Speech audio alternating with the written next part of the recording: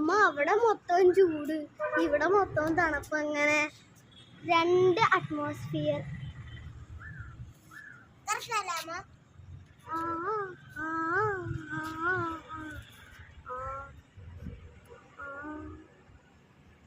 അമ്മ അത് കാണുന്നില്ലല്ലോ. എവിടെ എവിടെ അറിയില്ലേ? ഇങ്ങോട്ട് നീക്കുമ്പോ ഇങ്ങോട്ട് നീക്കും. അവിടെ കാണുന്നില്ലേ?